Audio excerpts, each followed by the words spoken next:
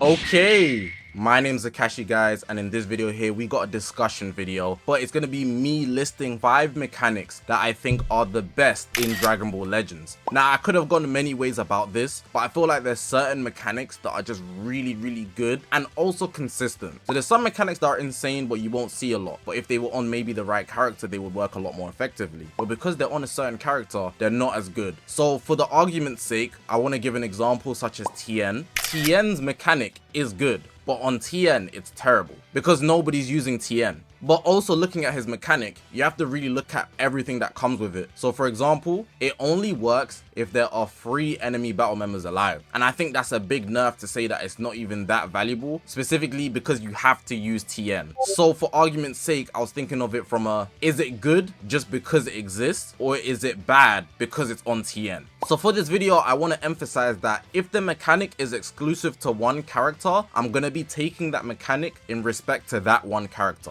If we're talking about Tien's Rising Rush stop mechanic, then it has to be the way it's written in Tien's kit, which nerfs it a lot more. But if you took it over and put it on someone like Ultra Super Saiyan 4 Gogeta, he'd be the most unstoppable force in the game. Hopefully that makes sense for my reasonings going forward in this video. Let me know what you guys think are the top 5 best mechanics in Dragon Ball Legends. That's all I've got to say for the intro. Let's get into this. So I'm going to mention some honorable mentions. These are ones that could have made it, just didn't, just die a little bit, but maybe you want to put it in there. So number 10, we've got the Ultra Instinct mechanic. I think in general the ability to stall is insane and not be touched. However, the Ultra Instinct mechanic doesn't stop you from getting hit from blue cards, ultimate arts, specific green cards, explosive greens, and rising rushes. It doesn't dodge everything, even if you want to take specific ones. For example, MUI is one where it damages you back, or even Ultra UIs who can flip out of combos. It still doesn't have the capability to dodge everything, and it is somewhat limited. Number 9, so there's 5 honorable mentions. We've got explosive greens. These ones could have easily made it. It allows you to vanish step and use the green card to avoid having to time catching the person. It's a no skill mechanic. It was so close to making the list more than any other in these honorable mentions, but I just didn't put it in. But it is so cracked. You don't understand how common this is, but for how insane it is of playing the game and not having to actually catch your opponent, it's really cheating. Number 8, we've got getting 100% vanish restore after vanishing. This is basically a double vanish mechanic. MVP 17, when he does that double vanish, it's mad annoying because you're like, bro, I just made you vanish, now I have to work for it again just for you to vanish and then probably switch out. It gives him 2 chances to get parry over you. It's quite cheesy unless you catch him. Number 7, we've got Ultra Golden Frieza's comeback ability. This one is cracked because why am I getting punished for taking you out? I'm meant to be winning. Why are you hurting me? It could literally put you in a losing situation just like that. Again, this was another one of the ones that was really close to making it for me, but I just couldn't put it in because of the ones in the top 5. And then the last one in the honorable mentions, I've got card sealing. Card sealing just stops you from playing the game immediately. This could easily make the list, I'm not going to lie. If I can't press cards, I can't play. Especially specifically strike sealing, so a whole strike deck, because I often use a Fusion Warrior team which is full melee. That means my whole deck is locked. And then on top of that, I could also get my blue card sealed simultaneously because lots of teams have multiple sealing factors through the units. So it's just very inconvenient to not be able to press any cards. How am I supposed to be able to play? But those are my honorable mentions. At the end of the video, I might explain some characters that I think people will mention in the comment section, but I didn't put in for serious reason. Okay, so these are in no order, and I didn't mention that at the start, but hopefully you guys will be listening to this. So we got no switching at number 5. No switching is absolutely insane because once you've lost your vanish and there's no switching applied, you're pretty much at a position where you're absolutely going to get fried. In most cases, if you can't switch out and you have no vanish, you're done. Rising Rush, unless you have somebody that can specifically get their vanish back, I think no switching is too much of a cheat code, especially if you're mid combo too. That means you're unable to save that person. So mid combo, it's way more dangerous, but if you also have no vanish and no way of getting your vanish back, then they've applied no switching to you, you're absolutely finished. This is just an example of it. I brought up Ultra Super Saiyan 4 Gogeta because when he does his explosive green, no switching is super insane. Please don't confuse this for timer count up to sub count. Timer count up to sub count isn't as good because you can lower the sub count. A lot of units have that. But no switching, you literally have to wait 3 timer counts. There's nobody that can remove that off you, which is why it's a lot more impactful in PvP. When you get put in a no switching position, just put your phone down. because the person's going to annoy you, they're going to continue to attack you, and I feel like if you can't save yourself when you're getting hit, unless your character has like combo breakage, even then rising rushes exist, ultimates exist, main abilities exist, you are cooked. You are cooked. There's nothing you can do. You've already been put in a losing position. Stealing cards could be annoying, but then you can't use cards while you're getting comboed anyways, which is why I have no switching in the top 5 and not stealing cards. Let me know what you guys think about this. Some people might be mentioning things, but remember at the end of the video, I'm going to mention some characters that have somewhat good mechanics, but not good enough to make the list. Next up, number 4, we've got any type of 100% vanish removal. This is another one of those things where you've got a guaranteed play to work against you. I've personally been using Ultra Vegito Blue a lot. And if you know about the tech where he removes vanish on first switching, so let's say they strike arts you and you vanish, right? When you're in that strike animation, there's nothing you can do to get out of it. With a blast arts, you can cancel it so you can get the taps off, potentially. But with a strike arts, you just have to get the vanish. But if he switches in after I vanish, there's nothing you can do to get out of that. I can rush you, I can hit you with an ultimate. It's probably going to kill you. Also, working off of the UG4 counter, he also puts the no switching available, so it just doesn't work. Like, it works super well, sorry. Here, in this case, I've got Ultimate Gohan. His main ability is going to remove your vanish immediately. So many cases is a free kill. Red Beast in his prime, when he transforms, he's removing your vanish. So many cases is a free kill. It's insane. Let's not even talk about Red Beast as well with the, you know, the tech where he's able to get past the indestructible of Goku and Bardock back in the day. He can literally drop the combo, remove your vanish, and then he's got another guaranteed attack against you. It's absolutely insane being able to remove somebody else's vanish off of a button or entry. Any type of vanish removal 100% is absurd. It doesn't even need to be 100% as well. It could have been just 50% and you can't vanish. So it's just nasty work in general. It's a free priority, and depending on how you use it, of course, you can get the ceiling of winning a game. Rising rushing, ultimate 1 kill, UCG, UG4 one-shotting everybody. So that's why I've got no vanish. Reducing vanishing gauges to 0%. It's absolutely cracked. It's almost unfair as well. Anybody that does this is at the top of the crop, in my opinion.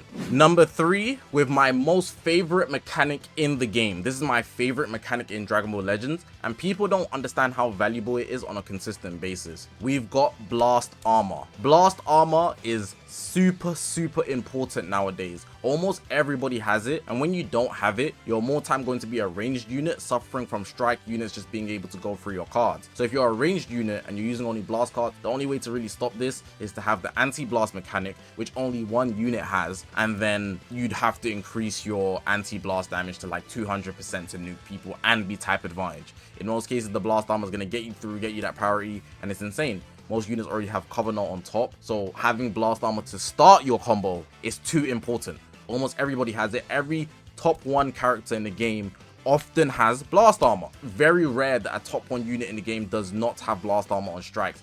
And for how consistent it is, it's almost so important nowadays that people don't even consider it, but it's a mechanic in the game that is that insane. I had to mention it. It's too broken. Being able to consistently do it, maybe it's not seen as broken because so many people can do it and everybody's doing it to each other back to back. But if you didn't have this, the amount of combos that wouldn't be started are almost insane. And not to mention, it doesn't only come on strikes, it comes on blue cards too. So don't sleep on the potential for blast armor. It's on your ultimates too, and it's on some green cards. So really valuable mechanic here. Number 3, definitely worth mentioning to me. I would not move this for anything. Now it's time to get into the big dogs. I did say this is not in order, but I saved the big dogs for last. We've got fusing Super Vegito's Rising Rush mechanic. Everything is nice, but if you can guarantee a kill 100% of the time, you are golden. There's nothing in the game that will forever guarantee a kill except a Rising Rush. UG4's ultimate will eventually get power crept. Any ultimate that can one-shot will get power crept. Any blue card that nukes will get power crept. Even against type advantage, type disadvantage characters, you might not always kills because of Zenkai buffs, but a Rising Rush, it has the highest chance of one-shotting somebody, and this isn't up to debate. And if you could guarantee that your Rising Rush goes through, we have that in the game, and you see how much of a problem it is. Fair enough, if you lose the wager, it's only a, I think it's not like, it's like ultimate damage or something. It's like a ultimate odds if it doesn't land. But regardless of the supreme damage, there is. But regardless of that, as long as you're type neutral, because like I said, this is, because it's only exclusive to him, I have to take it with what comes with him. So I feel with Vegito, he's rushing straight away and he's going to take you out. only few people can stop him, and even then you still get out a full health bar of health. So it's absolutely absurd. But people that can stop him, Ultimate Gohan, you know, because he cancels the buffs. But even then his buff cancellations are limited, so the rush could still work at some point. But also if you catch him on a cover change, it's still gonna get that guaranteed kill. Also on the cover change, for people that are green and you're saying, oh, it's not gonna kill the green, he goes type neutral. Obviously that's not an attribute to specifically the mechanic itself, but like I said, because he's the only one that has it, I have to take it with him. So even ignoring the fact that he goes type neutral, let's ignore it because I'm gonna try and make this as raw as possible and unbiased as possible. The Rising Rush is absolutely cracked. Let's just call a spade a spade. It's easily the most toxic mechanic in the game too, and I don't feel like I need to explain further as to why this is a problem. Right, so at number 1, and like I said, there's no order to this list, we've got Ultra Super Saiyan 4 Gogeta's counter, Mr. Untouchable.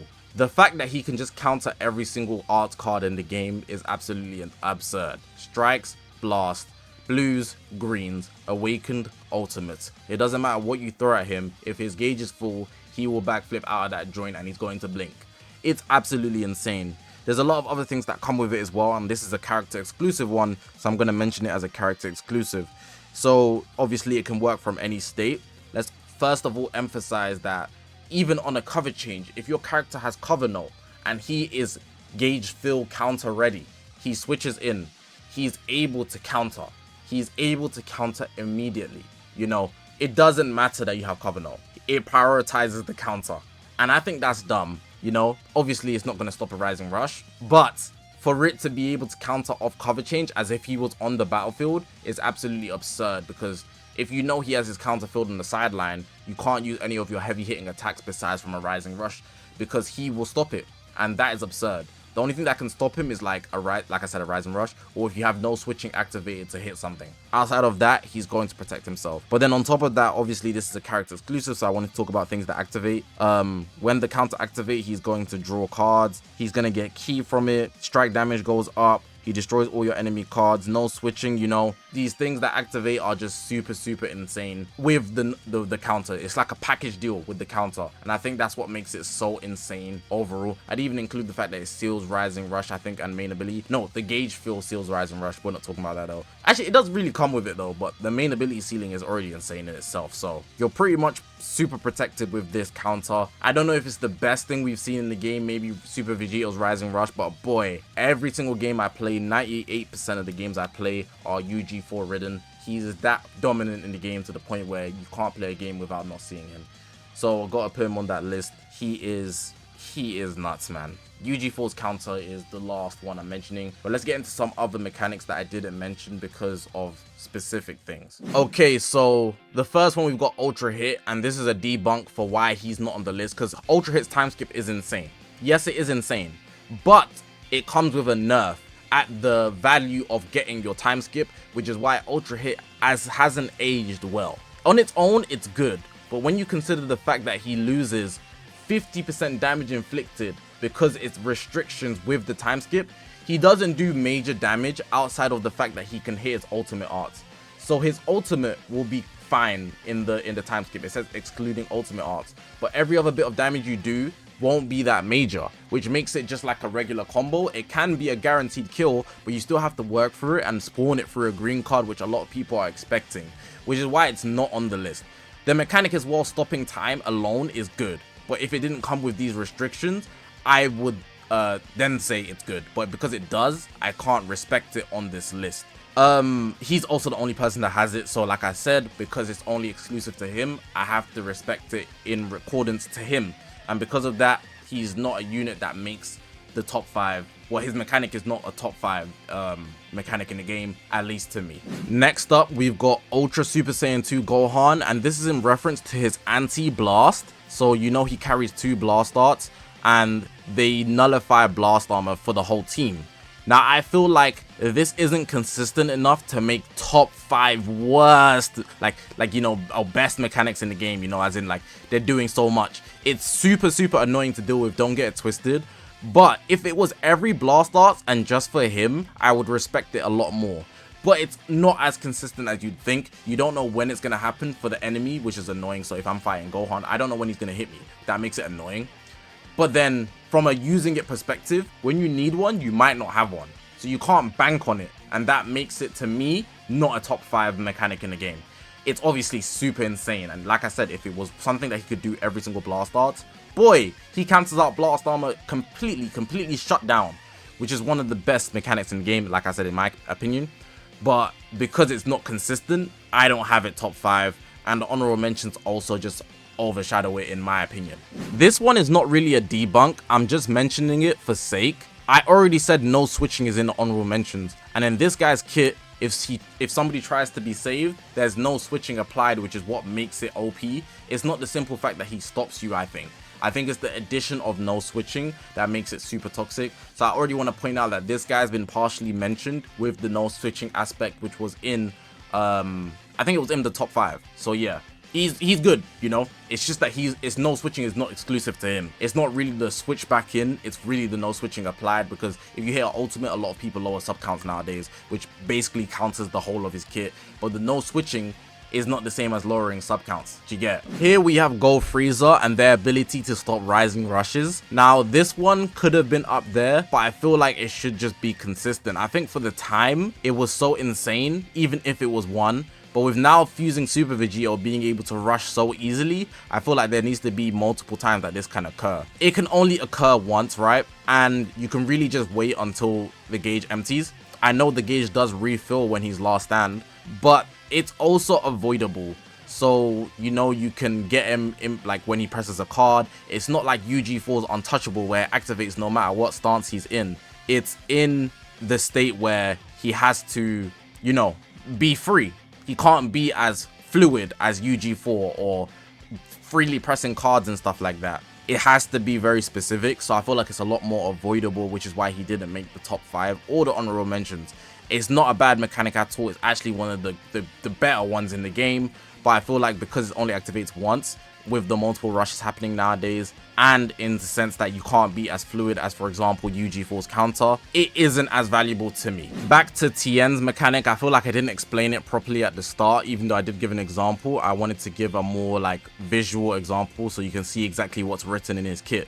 So it says, while this character is on standby and there are 3 enemy battle members remaining, stops an enemy rising rush and activates support action if you lose the wager, only activates once. I think this is also quite a nerf because nowadays you can get rushed multiple times. Like, that's just common sense because of fusing Super Vegito, but it's in the condition that there's 3 enemy battle members. So if they have 2, you know, Tien's not going to help you. So yeah, I think that's enough to say it's not top 5, but you know, it's a good mechanic for sure, but the fact that it's on Tien is just poor. And then it says here as well, the damage he does can't kill you. That's standard, to be honest, but then again, is he doing that much damage? No. So that's why he's not top 5. Last debunk I'm mentioning is Nameku or Ultra Super Saiyan 2's blue card, Ultra Super Saiyan 2 Gohan's blue card counter. I just simply think it's a double-edged sword nowadays with tackles and quick attacks, you know. Obviously, if you're doing it in response, you can still get baited by a strike cancel. It obviously is insane and does a huge amount of damage, but in comparison to the other mechanics, it's not like guaranteeing you something absurd. And I think even though this is a crazy thing, the blue card counters, it's not touching the top crop in regards to like the guys I've mentioned. It's good. It's doing blue card damage, whatever. Countering, of course, saving you in clutch positions, but it's not crazy to the point where it's activating at all points or it's going to set you up for a guaranteed kill. You know, it's really just a clutch mechanic in my opinion. So I'm not going to put this top 5, but I just felt like I should mention it. And just to finalize, just for reference, in terms of how I value like second life mechanics, so there's endurance, there's revival, comeback, you know, these things. Even getting endurance of rising rushes, I have comeback at the top. So anything like revival, anything like that, I think it's just worse. I think I have actually comeback, indestructible, then revival, then endurance, you know, I think in that order. So it should have been a no-brainer that indestructible wasn't going to come up because I have comeback already in the honorable mentions and none of the others were mentioned in the top 5. So just want to put that out there. But yeah, this wasn't an easy list to make, but I think my list is pretty solid for the reasons I've given, and you need a basis for this because there are some exclusives that aren't available to everybody, so you have to take it some way where you're specifically reading off their kit and not just generalizing. Because for example, the effects that occur with indestructible on Bardock and Goku aren't the same with Omega Shenron. So hey, I've done my best. Let me know what you guys think are the top 5. If you haven't already, make sure to press that subscribe button. We're on this grind to 100,000 subscribers. I appreciate you guys for watching, man. My name's Zakashi, guys, and I'll see you guys in the next one, man.